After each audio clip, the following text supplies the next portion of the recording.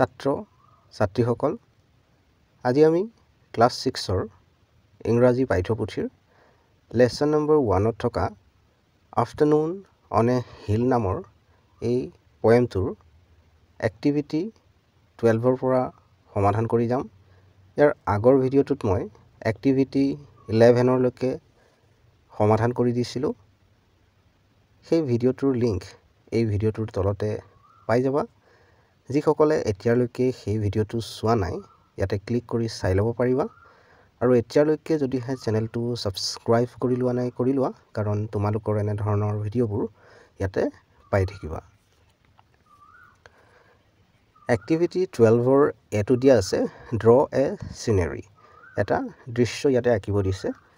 ইয়াতে তোমালোকে দৃশ্যটো আঁকিব পৰা এটা সূৰ্য, এখন পাহাৰ, তাৰ কাষেদি নদী এখন বৈ আহিছে বা নৈ এখন বৈ আহিছে, ঘাঁহ বন কাষতে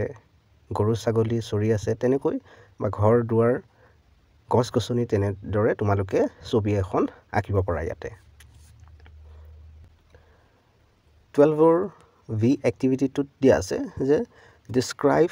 the picture to your friend without শ্বয়িং ইট টু হিম হাৰ। ছবিখন বৰ্ণনা কৰিব দিছে তোমাৰ বন্ধুজনক, তাইক বা তাক মানে নেদেখুৱাই পেলাই তুমি যিখন ছবি ড্ৰ কৰিছা বা আঁকিছা সেইখন নেদেখুৱাই পেলাই বৰ্ণনা কৰিব দিছে। Your friend will listen to you. তোমাৰ বন্ধুজনে বা বান্ধৱীগৰাকীয়ে তোমাৰ কথাবোৰ শুনিব। এণ্ড ড্ৰ একৰ্ডিংলি, আৰু তুমি যেনেদৰে ক'বা ঠিক তেনেদৰেই মানে ড্ৰ কৰিব, অৰ্থাৎ আঁকিব। Match your drawing with the one your friend has drawn after listening to you. তোমাৰ কথা শুনি পেলাই তুমি যেনেদৰে কৈছিলা তেনেদৰেই যি আঁকিব তোমাৰ বন্ধুজনে বা বান্ধৱীগৰাকীয়ে, সেই ছবিখন মেটচ কৰিব দিছে তোমাৰ ছবিখনৰ সৈতে, অৰ্থাৎ মিলাব দিছে। Are the two pictures the same. দুইখন ছবি একে হয়নে সেইটো কথা সুধিছে। Now take turns doing the activity. তাৰপিছত তেনেদৰেই তোমাৰ বন্ধুজনে ক'ব আৰু তুমি কৰিব লাগিব, সেই ক্ৰিয়াকলাপটো কৰিব দিছে। হেভ ফান, আৰু এনেদৰে কৰি তোমালোকে আনন্দ ল'ব পাৰা। অৰ্থাৎ আমি খেল খেলিলে যেনেকৈ আনন্দ পাওঁ ঠিক তেনেদৰে এনেকুৱা কৰিও আমি আনন্দ লাভ কৰিব পাৰোঁ। এক্টিভিটি 13ৰ এটো দিয়া আছে let's read these words aloud. Aloud মানে জোৰেৰে। এই ৱৰ্ডবোৰ আমাক জোৰেৰে পঢ়িব কৈছে। Hill, rise, lights, wind, cliff, thing, peak, mine. চ' ইয়াত কি কৈছে যে note that the letter I is pronounce in two different ways in the words. এই যি ৱৰ্ডবোৰ আমি পঢ়ি আহিলোঁ, এই ৱৰ্ডবোৰত আই যিটো লেটাৰ এইটোৱে দুই ধৰণে উচ্চাৰণ কৰিছে বুলি কৈছে এই শব্দবোৰত। এক্টিভিটি 13ৰ ভি এক্টিভিটিটো দিয়া আছে যে ৰিড দ্য ৱৰ্ডছ এগেইন। আকৌ এবাৰ ৱৰ্ডবোৰ পঢ়িব দিছে। In box A, box A B তেনেকৈ ইয়াত দিয়া আছে। এ বক্সটোত পঢ়িব দিছে write the words in which the letter I is pronounce as in hill. In box B, তাৰপিছত যি বক্স বি দিয়া আছে write the words in which the letter I is pronounced as in rise. Rise বুলি এটা word দিয়া আছে। সেই ৰাইজ ৱৰ্ডটোত আই যিটো লেটাৰ সেইটোৱে যেনেদৰে প্ৰনাউন্স কৰিছে বা উচ্চাৰণ কৰিছে তেনেদৰেই ৱৰ্ডবোৰ লিখিব দিছে। An example is written in each box for you. আমাৰ বাবে প্ৰত্যেকটো বক্সতে এটা এক্সাম্পল লিখি থৈ দিয়া আছে। ইয়াত চোৱা তোমালোকে, ইয়াত দিয়া আছে বক্স এ আৰু ইপিনে বক্স ভি।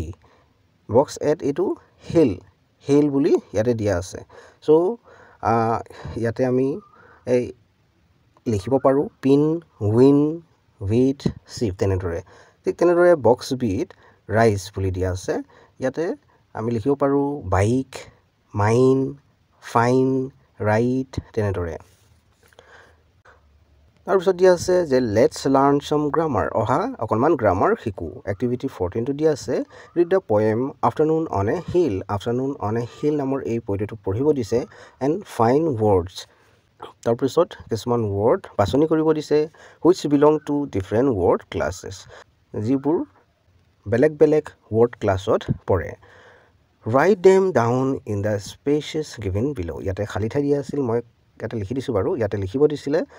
সিহঁতক one word is provided as an example ইয়াতে এটা word example হিচাপে দিয়া আছে তোমালোকে দেখাই পাইছা for each word class প্ৰত্যেকটো word ক্লাছৰ বাবে শব্দ শ্ৰেণীৰ বাবে তেনেকৈ ক'ব পাৰোঁ আমি অসমীয়াত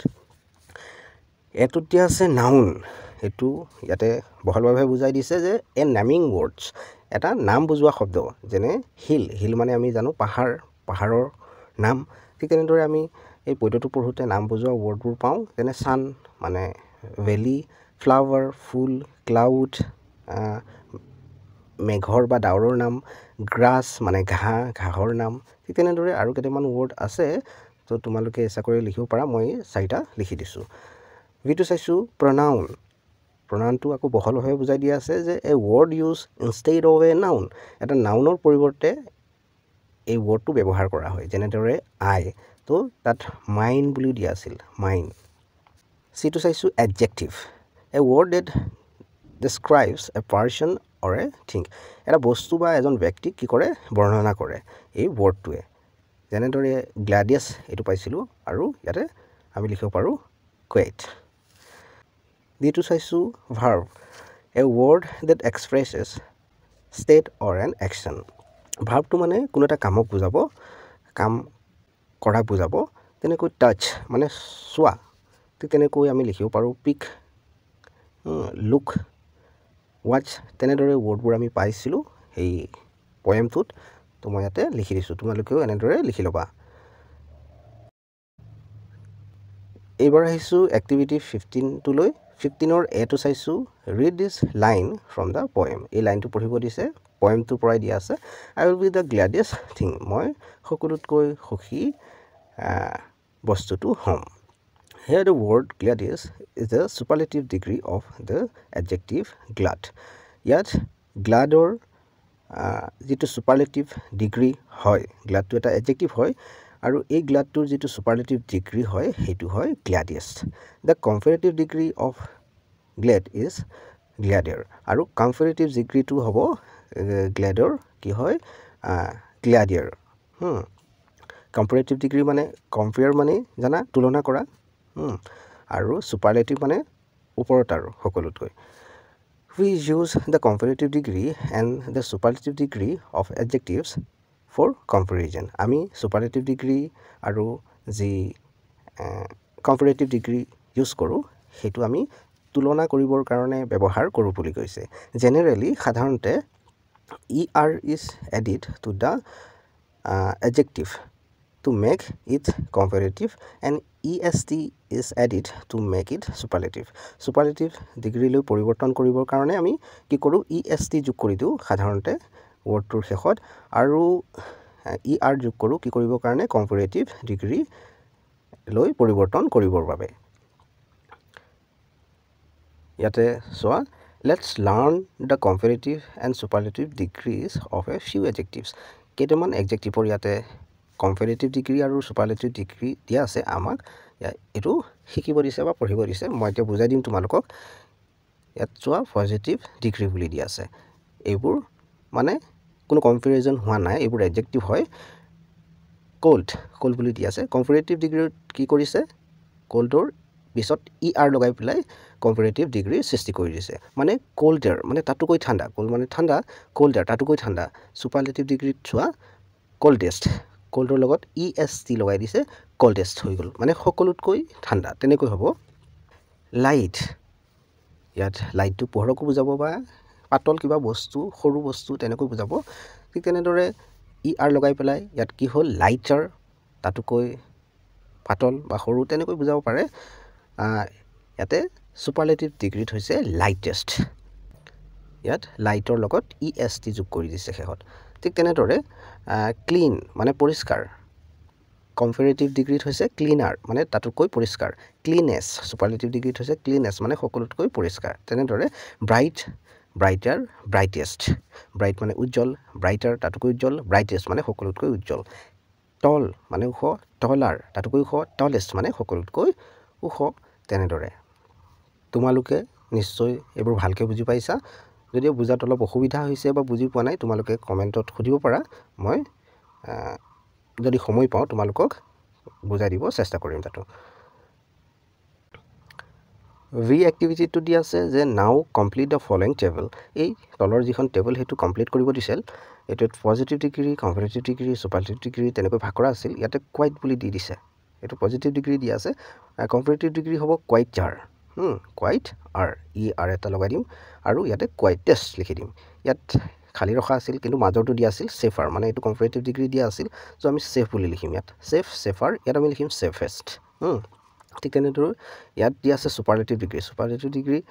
শ্ল'য়েষ্টটোৰ কম্পাৰেটিভ ডিগ্ৰী হ'ব শ্ল'ৱাৰ আৰু পজিটিভ ডিগ্ৰীটো হ'ব শ্ল' মই ইয়াতে যেনেদৰে কৰি দিছোঁ তোমালোকেও কৰি ল'বা চিটো দিয়া আছে look at the two pictures given below' তলত যি দুখন পিকচাৰ দিয়া আছে চাব দিছে which picture do you like মোৰ আৰু কোনখন পিকচাৰ তুমি বেছি ভাল পোৱা মইতো প্ৰথমখন ভাল পাইছোঁ পিকচাৰ 1খন এণ্ড হয় আৰু কিহৰ কাৰণে ভাল পোৱা সেইটো ক'ব দিছে ডিছকাছ উইথ ইয়ৰ ফ্ৰেণ্ড তোমাৰ বন্ধুবৰ্গৰ সৈতে এইটো আলোচনা কৰিব দিছে you can use the adjectives given in the box in the comparative degree form comparative degree ফৰ্মত এইবোৰ ব্যৱহাৰ কৰিব পাৰা বুলি কৈছে এইটো বৰ্ণনা কৰোঁতে ইয়াতে গ্ৰীণ আৰু ক্লিন দিয়া আছে গ্ৰীণ মানে সেউজীয়া ইয়াত আমি ক'ব পাৰোঁ যে picture 1 is greener than picture 2 picture 2তকৈ এইটো কি হয় বেছি সেউজীয়া হয় নাই ঠিক তেনেদৰে picture 1 is cleaner than picture 2 তেনেদৰে আমি ক'ব পাৰোঁ মানে যিখন পিকচাৰ 1 সেইখন পিকচাৰ 2তকৈ বেছি পৰিষ্কাৰ এইটো তুলনা হৈ গৈছে নাও right down 2 sentences stating the activities that you will do tomorrow in the space given below use will or will বা shall ব্যৱহাৰ কৰি পেলাই চ' তুমি অহাকালি কি কৰিবা সেইটো লিখিব দিছে যেটো মানে ভৱিষ্যতে হ'ব ভৱিষ্যতে কৰিবা ত' মই দেখিছোঁ প্ৰথমত I will go to school tomorrow মই অহাকালি স্কুললৈ যাম আৰু এটা বাক্যত লিখিছোঁ আই উইল মিট হিম টুমৰো মই তেখেতক অহাকালি লগ কৰিম তাৰপিছত দিয়া আছে write down what you usually do in the morning use simple present টেন্সটো ব্যৱহাৰ কৰিব দিছে আৰু তুমি সাধাৰণতে ৰাতিপুৱা কি কৰা সেইটো লিখিব দিছে মই লিখিছোঁ I wake up early in the morning মই ৰাতিপুৱাই সাৰ পাওঁ খুব সোনকালে সাৰ পাওঁ আফটাৰ ডেট তাৰপিছত আই ব্ৰাছ মাই টিথ মই মোৰ দাঁতবোৰ ঘঁহোঁ and then I drink tea আৰু তাৰপিছত মই চাহ খাওঁ তো তোমালোকে ইমানখিনি লিখিলে হ'ব ইমান বহলাই লিখিব নালাগে ইয়াত ঠাইও ইমান নাই এক্টিভিটি 17ত দি আছে listen to the announcement of an art competition made by your class teacher এখন আৰ্ট কম্পিটিশ্যন পতা হৈছিল আৰু তাত এনাউন্সমেণ্ট কৰিছে তোমালোকৰ টিচাৰে ধৰা এজ ইউ লিসেন যেনেদৰে তুমি শুনিবা fill in the blanks with the information from the text যেনেদৰে তোমালোকে শুনিবা ঠিক তেনেদৰে ইয়াতে ফিল আপ কৰি যাব দিছে পাঁচপিনে দিয়া আছিলে তোমালোকে এইটো পেজৰ পাছত চাবা তাতে পাই যাবা ইয়াৰ অলপ মানে যিটো এটা বৰ্ণনা দিয়া আছে তাৰ পৰা আমি চাই পেলাই ইয়াত পঢ়াব পাৰোঁ প্ৰথমতে দিয়া আছে যে the art competition will be held on the অকেজন of ইয়াত আমি লিখিব পাৰোঁ ৱৰ্ল্ড এনভাইৰনমেণ্ট ডে দিনাখন কি কৰিব সেই অনুষ্ঠানত আৰ্ট কম্পিটিশ্যন এটা পাতিব মানে ভিডিঅ'ত দিয়া আছে the theme of the competition is a clean and green environment এইটো লিখিব পাৰোঁ প্ৰত্যেকটো অনুষ্ঠান পাতোঁতে এটা থিম থাকে তো ইয়াৰ থিমটো আছিল a clean and green environment স্বচ্ছ বা পৰিষ্কাৰ আৰু সেউজীয়া পৰিৱেশ দ্য কম্পিটিশ্যন উইল ষ্টাৰ্টেড ইয়াত আমি লিখিম 10 AM 10টাৰ পৰা আৰম্ভ হ'ব competition the students have to bring the necessary art materials আমি লিখিম ইয়াত আৰ্ট মেটেৰিয়েলছ চ' আৰ্ট কৰিবৰ কাৰণে যিবোৰ বস্তু লাগে সেইবোৰ বস্তু আনিব লাগিব ছাত্ৰ ছাত্ৰীসকলে the school authority will provide only ইয়াত আমি লিখিম ড্ৰয়িং পেপাৰ যিটো ড্ৰ কৰিব বা আঁকিব সেইটো পেপাৰহে প্ৰভাইড কৰিব বা দিব ইয়াত আমি লিখিম 3 winners from each group will be awarded প্ৰত্যেকটো গ্ৰুপৰ পৰা 3জন উইনাৰক পুৰস্কৃত কৰিব ছাত্ৰ ছাত্ৰীসকল তোমালোকৰ এই লেসনটোৰ এক্টিভিটিসমূহ ইয়াৰকে আছিল এতিয়ালৈকে যদিহে চেনেলটো সাবস্ক্ৰাইব কৰি লোৱা নাই কৰি লোৱা কাৰণ তোমালোকৰ এনে ধৰণৰ ভিডিঅ'বোৰ ইয়াতে পাই থাকিবা